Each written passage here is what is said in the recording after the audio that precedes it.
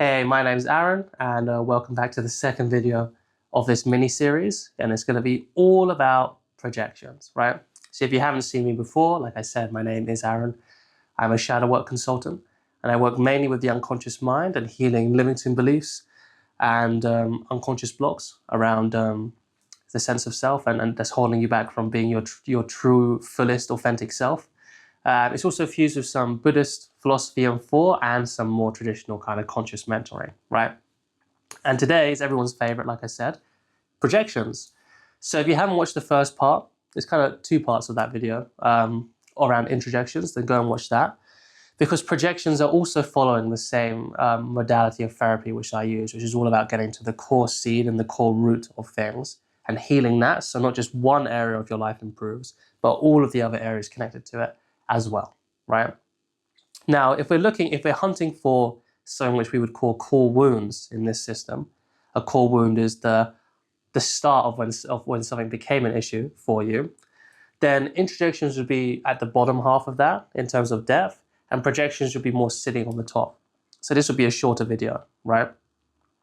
And projections is essentially when you have all of these, by your view, unacceptable views or thoughts or traits in yourself that you don't want to look at. And because you don't want to look at them, you disown them and you push them onto other things or other people, right? So an example, if you haven't already guessed it by now, I'm English, right? My accent kind of gives it away.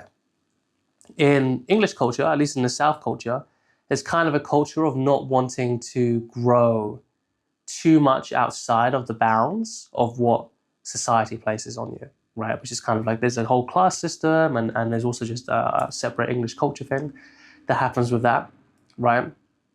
So if you see someone who's really going after something and really wants to get something done and maybe even hired a coach or is being quite successful, then a very stereotypical English cultural thing to do in this example, right? Not always, but in this example, would be to be like, oh, like, look at that guy, he thinks he's so good or he's super arrogant or whatever, right? To you Americans listening to this, that probably sounds very unrelatable to you, but it is a thing in England if you're taking your time to look outside of the culture, right? Now, what is that? That's not saying anything about the other person, that's saying everything about the person who's doing the judgment, right? So there's this like really stereotypical thing where it's like, oh, when you point at somebody, like you got three fingers pointing back at you, right? It sounds very silly, but it has a truth in it, right? Which is always like whenever you're accusing somebody or making a judgment on somebody else, most likely, most of the time, you're actually making that judgment on yourself. In this example, it'll be suppressing a part which is maybe wants to be ambitious, maybe wants to be a little bit creative, maybe wants to step outside the box a little bit more, right? But because you kind of know that you're not doing that, you'll put down everyone else who's doing that because there's something which you don't like about yourself, right? That is a projection. And it doesn't always have to be like that. There are things which are dark projections or golden projections, right? A golden projection could be someone, you see somebody like that, and you're like, wow, that guy's so artistic, he's just so great, and he's just so brave, and I can never be anything like that, right? A golden projection. Where it's like all of these good qualities, which again, you have about yourself, but you don't seem to quite own, because owning that would be stepping into your power or your potential, and that potentially could be quite scary for some people. You don't want to see that about yourself because you can see it, because you also, when you step into that, you'll see you had all of this time where you weren't stepping into it, which might cause you to judge or doubt yourself. So you golden projection that onto others. Or like we just talked about, a dark projection would be when you make when there's all of these traits which you don't like about yourself, like somebody being arrogant or whatever, and you just put that onto somebody else, right? So this is essentially what a projection is. And they cause disturbances in us, usually by making us very frustrated and very angry about things, right? And they also, this is really key, make you feel powerless. Because when the problem's out here, well, I can't do anything anyway. It's just capitalism. It's just the patriarchy. It's just racism, right? Now, it doesn't mean that any of these things that I mentioned are not true, right? That's another key distinction. All of that stuff is true, right? But they're still being used in the form of an excuse, right? So for instance, when I went to school, it was predominantly a super middle class kind of white school, right? It's a good school compared to where I lived in East London at the time, which didn't have very good schools around there. I'm not sure if you can tell, but I'm also not native English in terms of ethnicity, although I am English. I'm Latino, mixed with some South American. I'm Turkish, mixed with some Cypriot, and I'm Irish, right? So I was a little bit outside of the box, and I felt a little bit. It wasn't racism by any stretch of the imagination, but I just felt a little bit out of the box, right? If I was to use that in an excuse format, where like, oh, I'm different, therefore I'm not going to try, or people treat me differently, right? It might be true, but it isn't actually a useful thing to live by in that circumstance, right? So we want to, part of this work and part of this coaching and why I'm so passionate about this is helping people feel more empowered without disowning the reality of what's actually happening, right? You never want to disown, like if you're actually being discriminated against, like you don't want to just disown that and try and spiritually bypass it and sit on the meditation cushion and just kind of try and vision and trying to vibe or vibrate it out of existence. No, it's happening, right? We have to work with that. We have to work with sometimes when things aren't going according to plan and it's difficult, right? But we can still be empowered, ironically, right? We can still be empowered within ourselves. The odds might be stacked against us, but we are still a powerful individual, right? And that's what this projection work is all about, right? So how do you identify it?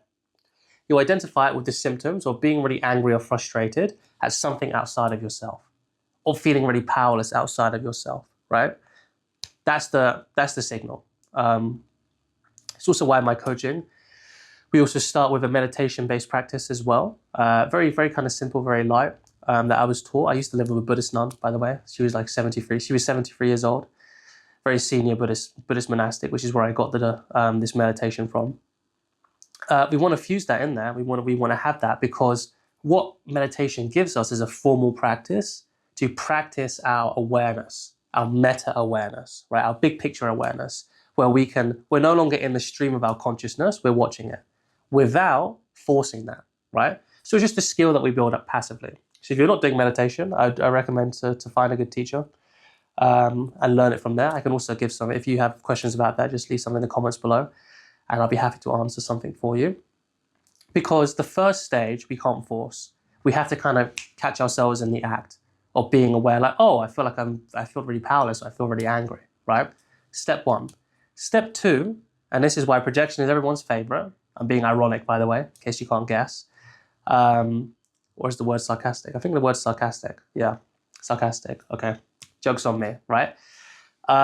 Is the reason why people don't really like projections is because of all the shadows, it's sometimes the most confronting because you have to ask this second question, which is, okay, how does this actually relate to me, right? Oh, these people are just being, this guy is like getting too big for his boots, right? In the previous example, okay, how does that relate to me? Well, it relates to me because I can see him taking all these risks and I'm taking the biggest risk myself by not taking risks and living comfortably and living in this kind of comfort zone, right? See how if you're really in that problem, that can actually be very confronting to say. And just by saying that, the third step becomes way, way easier, which is, okay, let me re-own that about myself, right? Which is basically saying, oh, it's not this other person or this thing, it's actually me, right? And that right there is how you start the healing process and how you re-own projections. And owning that about yourself might make you feel sad or might make you feel down, but what it doesn't make you feel is disempowered.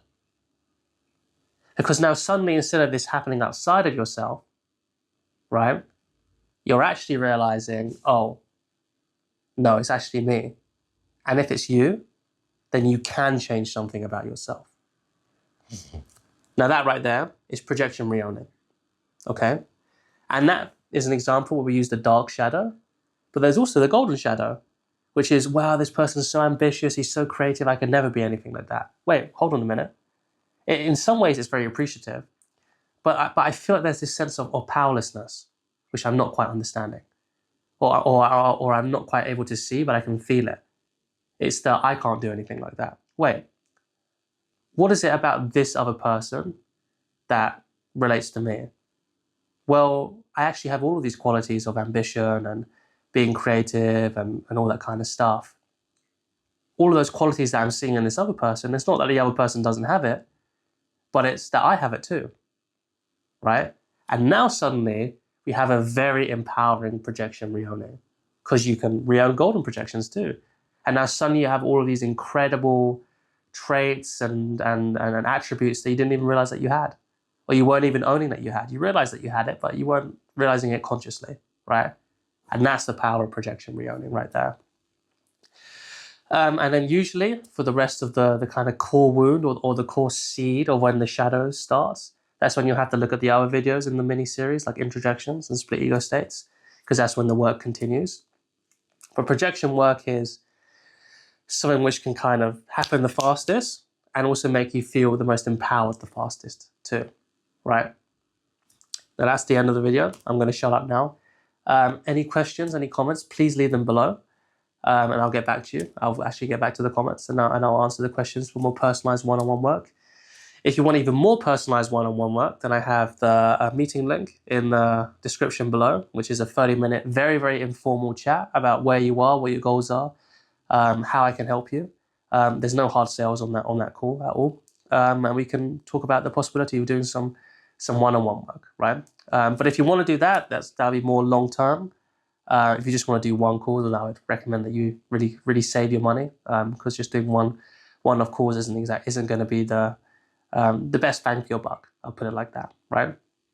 But otherwise, stay tuned for the rest of the videos in this mini-series, and also in this channel is all going to be about shadow work, and there'll be some meditation stuff as well too, and some more kind of conscious mentoring when it comes to kind of more traditional self-help, but my own spin on it. So if you want to stay around for that, then subscribe. But otherwise, have a great day, and I will see you on the next video.